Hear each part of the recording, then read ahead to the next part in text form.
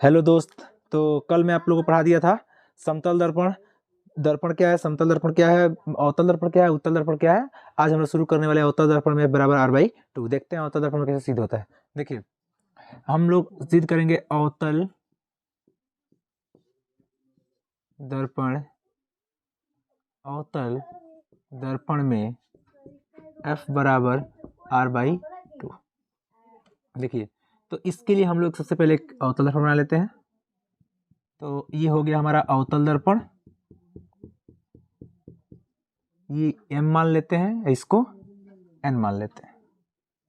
और ये हमारा मुख्य अक्ष हो गया, ये हमारा पोल हो गया, ये हमारा फोकस और ये सेंटर ऑफ कर्वेचर, यानी कि ध्रुव, फोकस और वक्रता केंद्र। देखिए जब अवतल दर्पण में मुख्य अक्ष के समांतर यदि हम प्रकाश भेजते हैं तो वो F से कट जाता है। वही देखिए अगर हम भेजते हैं मुख्य अक्ष के समांतर, ये फोकस पे कटेगा, ये हमारा फोकस पे कट गया, ये हमारा फोकस पे कट गया, तो ये फोकस पे कटा। देखिए तो ये हमारा आपतित किरण हो जाएगी और ये प्रवर्तित किरण हो जाएगा। तो इसके बीच में कहीं ना कहीं अभिलंब बनेगा। तो ये हमारा हो गया कोण I और ये हो गया कोण R। ठीक, तो ये प्रकाश के परिवर्तन के नियम से कोण I बराबर कोण R हो जाएगा। लेकिन हम लोग कुछ लिख लेते हैं, जैसे माना कि MN एक अवतल दर्पण है तथा ST आपतित किरण है तथा TM एक T और X परावर्तित किरण है और T और C अभिलंब है। तो प्रकाश के परावर्तन के नियम से पहले लिख लेते हैं, माना MN एक आपतित किरण है तथा ST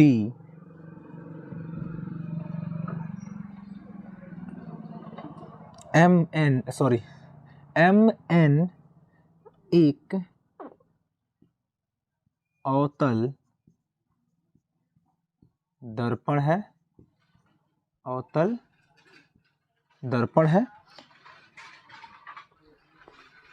तथा ST आपतित किरण है और TX और TX परावर्तित किरण है तथा TC अभिलंब है, नॉर्मल है, TC अभिलंब है।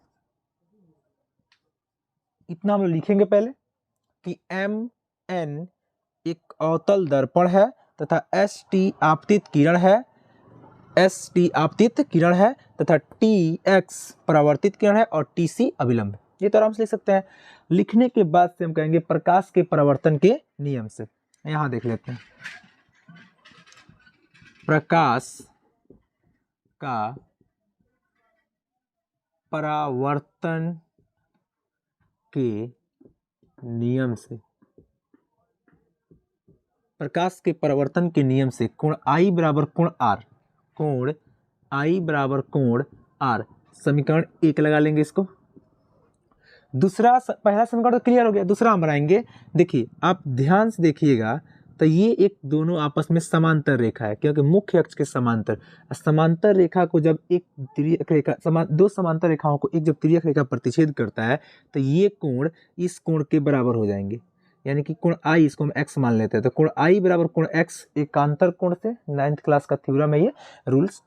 I बराबर x यानी कि कोण I बराबर कोण x एकांतर कोण, एकांतर कोण, समीकरण नंबर 2 हो जाएगा।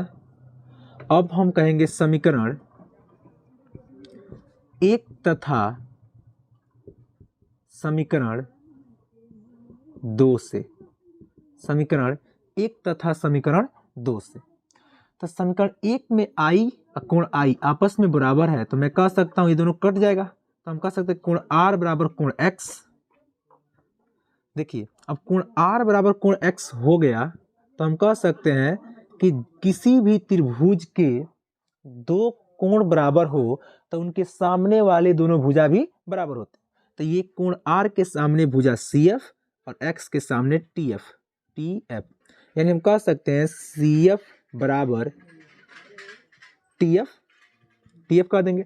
हम कह सकते हैं यहाँ पे तो CF बराबर TF, समद्विबाहु त्रिभुज CF बराबर TF समद्विबाहु त्रिभुज। इसको हम लोग समीकरण 3 मान लेंगे, पुनः देखिए TF बराबर CF, क्या TF के बराबर हमारा ये PF हो सकता है? लगभग सन्निकट मान, यानी कि जितना बड़ा TF होगा, अगर इसको खींच के अगर इसके ऊपर गिराते हैं तो जितना बड़ा TF है उतना ही बड़ा PF होगा। तो हम कह सकते हैं TF बराबर PF सन्निकट लगभग बराबर, समीकरण 4 हो जाएगा हमारा ये। अब देखिए यहाँ TF ये दोनों TF आपस में कैंसिल हो जाएंगे, तो हम कह सकते हैं समीकरण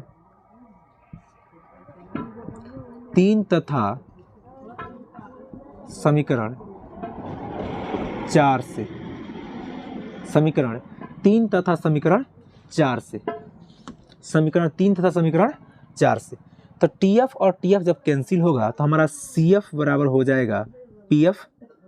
देखिए ये TF और TF जब हटेगा तो CF बराबर हो जाएगा PF, ये कंप्लीट।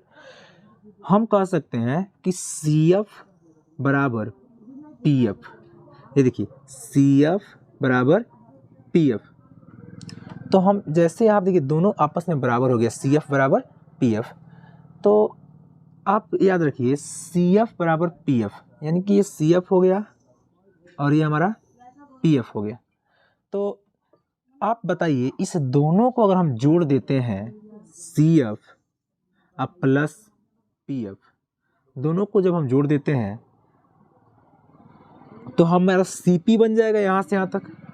अगर CF को PF के साथ जोड़ देते हैं तो हमारा CP बन जाएगा। तो हम इसको लिख देते हैं ऐसे CP बराबर CF प्लस PF, देखिए CF प्लस PF। आप ध्यान से देखिए, अगर हम पूरा CP को अगर CF प्लस PF बना देते हैं, यानी कि अगर CF और PF, ये CF हो गया ये PF हो गया, देखिए ये हो गया आपका CF और ये हो गया आपका PF। अगर ये टुकड़ा और ये टुकड़ा दोनों जोड़ देंगे तो ये पूरा हो जाएगा, यानी कि हम CF को FP के साथ जोड़ देंगे तो हमारा CP बन जाएगा। तो हम कह सकते हैं CP बराबर CF प्लस PF। आप ध्यान से देखिए, क्या हम CP बराबर इस CF को चेंज कर सकते हैं PF में, यानी CF जहाँ पे है वहाँ पे हम PF लिख सकते हैं। तो PF प्लस PF, यहाँ देखिए तो CP बराबर एक PF और एक PF क्या हो जाएगा, 2PF हो जाएगा। तो यहाँ से आते हैं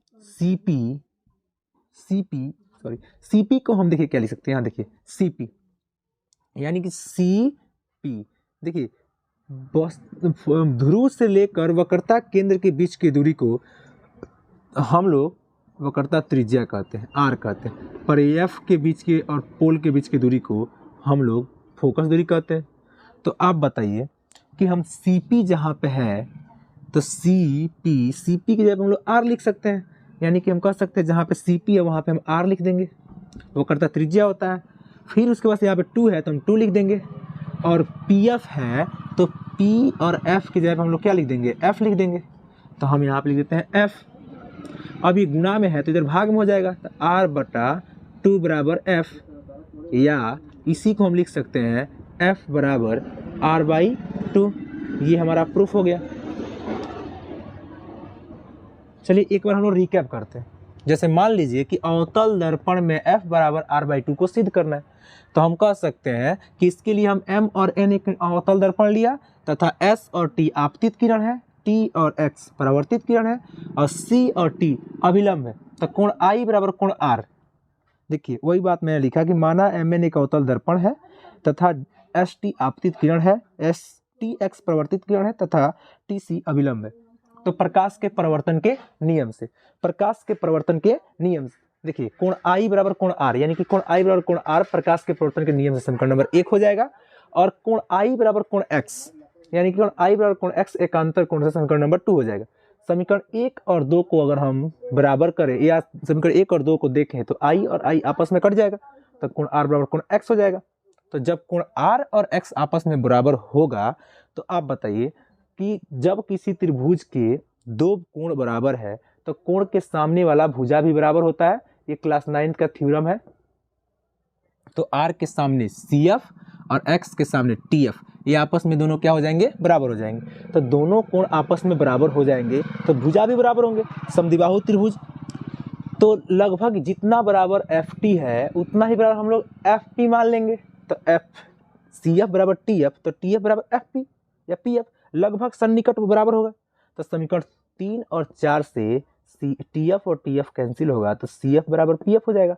अब बताइए CF बराबर PF है तो CF प्लस PF जुटेगा तो पूरा CP बन जाएगा।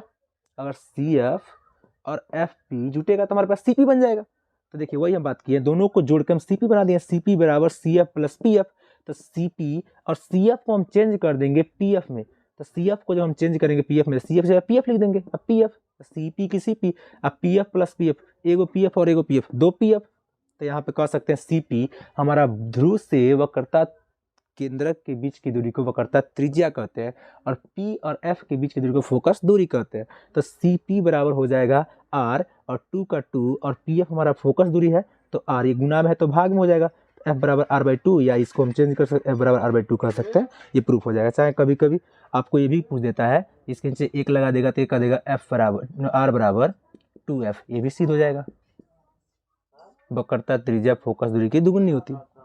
Thank you very much. ये आप लोग का था अवतल दर्पण के लिए। मैं कल अगला क्लास में आप लोग को उत्तल दर्पण में सिद्ध कराऊंगा F बराबर R/2। आज के लिए इतना काफ़ी है। Thank you.